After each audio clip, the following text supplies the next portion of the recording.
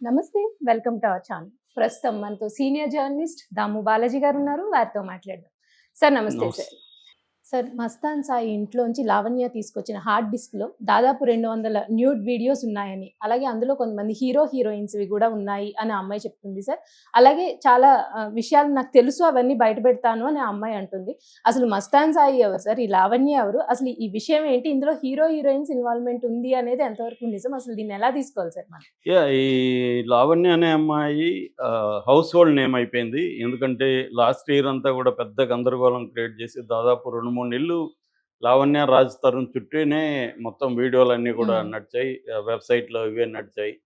అసలు ఇంక వేరే పని లేనట్టుగా దీని హ్మ్. మీదే డిస్కస్ చేసుకున్నారు. మనలాంటి ఛానల్‌లు కూడా చెప్పాల్సిన పరిస్థితి ఏర్పడింది. ఎందుకంటే మనకి ఏది బ్రేకింగ్ ఉంటే అవి ఖచ్చితంగా మనం అవును వాటిని సార్. చెప్తాము, అనలైజ్ చేస్తాము. సో, రాజ్ తరుణ్ అబ్బాయి గురించి మనకు తెలుసు. Is a budding hero. పడి లేస్తూ అలా వెళ్తున్న కెరియర్. ఆ అబ్బాయికి గతంలో ఎప్పుడో 10 ఏళ్లకు ముందో ఎప్పుడో ఈ అమ్మాయి పరిచయం అయింది. ఈ హ్మ్. అమ్మాయితో అతనికి అఫైర్ ఉండొచ్చు. సో, ఈ అమ్మాయికి వేరే వాళ్ళతో కూడా ఉన్నట్టుగా మనకి హ్మ్. ఆ గొడవల్లో అర్థమైంది. దాంట్లో ఈ అమ్మాయి ఏం చేస్తుందంటే ఆహ్, ఆహ్, రాజ్ తరుణ్‌తో బ్యాటిల్‌ని బయటికి తీసుకొచ్చింది. రాజ్ తరుణ్ నన్ను పెళ్లి చేసుకోవాలనింది. ఈ అమ్మాయికి ఆల్రెడీ వేరే అఫైర్‌లు ఉన్నట్టుగా ఆ అమ్మాయి కూడా ఒప్పుకుంది. హ్మ్. అయినా కూడా రాజ్ తరుణ్ నన్ను పెళ్లి చేసుకుంది. రాజ్ తరుణ్ డైరెక్ట్‌గా వచ్చి ఈ అమ్మాయికి యాంటీగా ఎక్కడ గట్టిగా మాట్లాడలేదు. అయితే రాజ్ తరుణ్ తరపున ఫస్ట్ శేఖర్ భాష అనే అబ్బాయి రంగంలో దిగాడు. అతను రేడియో జాకీ అనుకుంటా. అవును ఆ సార్. అబ్బాయి రంగంలో దిగి ఆ అబ్బాయి చాలా గట్టిగా కొట్లాడాడు. దాంతో ఈ అమ్మాయి ఆ అబ్బాయి మీద దాడి చేయించడం, హ్మ్. ఆ అబ్బాయి మీద కేసులు పెట్టడం ఇవన్నీ చేసింది. సో, ఈ అమ్మాయి ఏందంటే మామూలుగా అయితే ఆ అమ్మాయి బ్యాక్‌గ్రౌండ్ చాలా హంబుల్ బ్యాక్‌గ్రౌండ్. కిల్లీ షాప్ ఏదో చెప్తారు. హ్మ్. అలాంటివి ఉంది గానీ, ఆ అమ్మాయి ఎనర్జీ లెవెల్స్ చాలా స్ట్రాంగ్‌గా ఉన్నాయి. అంటే ముఖ్యంగా ఒక రాంగ్ బ్యాటిల్స్ అంటారు. హ్మ్. ఇదే అమ్మాయి మహిళల సమస్యలో, ఇంకో సమస్యల మీద ఈ ఎనర్జీని ఉపయోగించుంటే, అవును సార్. అమ్మాయి నిజానికి చాలా ఈ పాటికి సెలబ్రిటీ హ్మ్. ఇన్ ఏ రైట్ వేలో సెలబ్రిటీ అయిండేది. హ్మ్. కానీ ఇప్పుడేమైంది, ఆ అమ్మాయి ఎవరినో బ్లాక్‌మెయిల్ చేయడం కోసం రంగంలోకి దిగి పెద్ద ఎత్తున చేస్తూ ఉంది. సో, ఈ క్రమంలో ఇప్పుడు ఆహ్, ఈ మస్తాన్ సాయి అనే ఒక కుర్రవాడు రంగంలోకొచ్చాడు. హ్మ్. ఈ మస్తాన్ సాయి ఎవరంటే అతను గుంటూరు అని చెప్తారు. రావి బావాజీ మస్తాన్ సాయి. హ్మ్. ఆ అబ్బాయికి, ఈ అమ్మాయికి గూడా ఏదో ఆహ్, సంబంధం ఉంది. అంటే ఏ రకమైన సంబంధం తెలీదు. ఏదో అదే ఉంది. సార్. హ్మ్. మొత్తానికి ఆ అబ్బాయిని గూడా ఈ శేఖర్ భాష రంగంలోకి దించాడని చెప్తారు.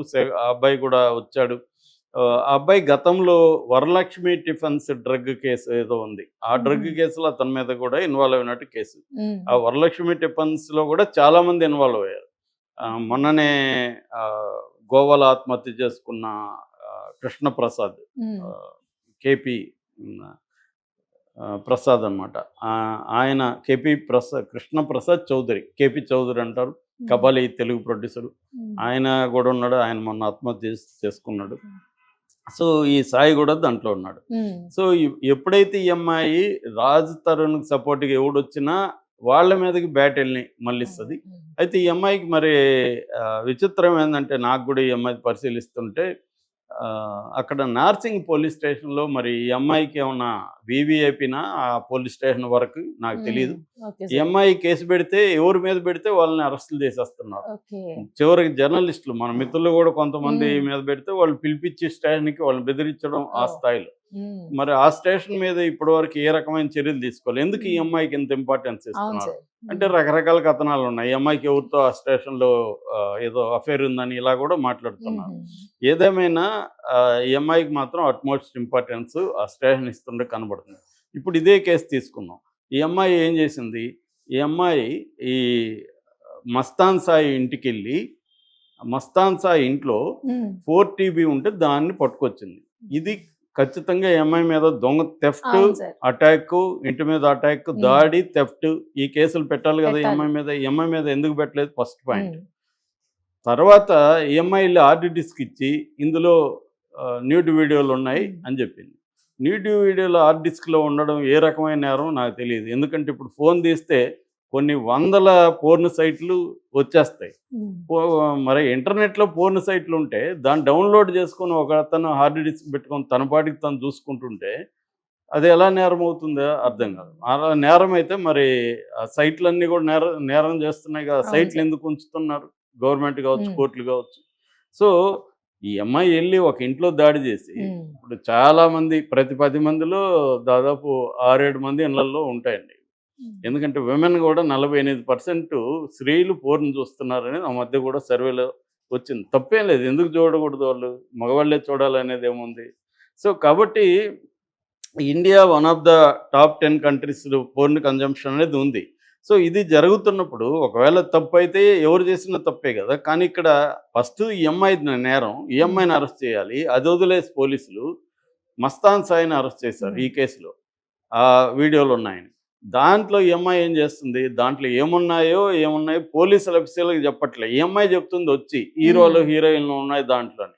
అంటే టు క్రియేట్ ఎ సెన్సేషన్. నిజానికి ఏ హీరోలు ఉన్నాయో తెలీదు. Right sir. దానికి ఒక పేరైతే చెప్పింది. హీరో నిఖిల్‌ది కూడా ఉన్నాయని. ఈ అమ్మాయి చెప్పే వెర్షన్ ఏందంటే ఇతను హ్యాక్ చేశాడంట ఫోన్‌లు. హ్యాక్ చేసి వాళ్ళ ఫోన్‌లలో ఉండే వీడియోలని ఇతను లాగాడంట. లాగి వీడు ఒక స్టోర్ చేసి పెట్టుకున్నాడంట. అట్లాగే ఇతను కొంతమంది అమ్మాయిలకి డ్రగ్స్ ఇచ్చారంట. ఆ డ్రగ్స్ ఇచ్చినప్పుడు వాళ్ళు ఇష్టం వచ్చినట్టు అమ్మాయిలు బిహేవ్ చేస్తే ఆ వీడియోలంతా కూడా ఇతను షూట్ చేసి పెట్టాడని ఈ అమ్మాయి చెప్తుంది. ఈ అమ్మాయి చెప్పిన ఆరోపణలు నిజమైతే ఖచ్చితంగా మస్తాన్ సాయిని తప్పు చేసినట్టే. ఎందుకంటే వేరే వాళ్ళకి డ్రగ్స్ ఇచ్చే వాళ్ళకి తెలియకుండా వీడియోలు తీయడం రాంగ్. మామూలుగా ఇంటర్నెట్‌లో ఉన్న వీడియోలు డౌన్‌లోడ్ చేసి పెట్టుకుంటే అది వేరే వ్యవహారం. దాని మీద కేసులంటే అది వేరే కథ. కానీ ఎవరినైనా వాళ్ళకి తెలియకుండా రహస్యంగా వీడియోలు తీయడం గానీ, సొంత భార్య అయినా కూడా మొన్న కూడా సుప్రీం కోర్టులో ఇదే జరిగితే వాళ్ళ గర్ల్ ఫ్రెండ్ వీడియోలు తీస్తే గర్ల్ ఫ్రెండ్ అంత అయినంత మాత్రాన నువ్వు అమ్మాయికి ఇష్టపూర్వకంగా కాకుండా అగైనిస్ట్‌గా వీడియోలు తీస్తే తప్పనేది చెప్పింది అవును సార్. సుప్రీం కోర్టు కూడా. అది ఎవరికైనా వాళ్ళకి ఇష్టానికి వ్యతిరేకంగా మనం ఏ సీరియస్ పని చేసినా తప్పే. అది కరెక్ట్. కానీ ఇతను అది చేశాడా లేదనేది ఈ అమ్మాయి ఆరోపిస్తుంది వచ్చి. తప్ప పోలీసులు ఇది. అంటే ఈ అమ్మాయికి అతనికి మధ్య గొడవ ఉంది ఎప్పటినుంచో. దాంతో అతనికి ప్రతీకారం తీర్చుకోవడానికి ఈ అమ్మాయి చేస్తుందని క్లియర్. ముందు నుంచి కూడా అసలు ఈ అమ్మాయికి సింపతి అనేది ఏ కోసైనా ఎవరిలో లేదు. బిగినింగ్‌లో సింపతి ఉన్నింది.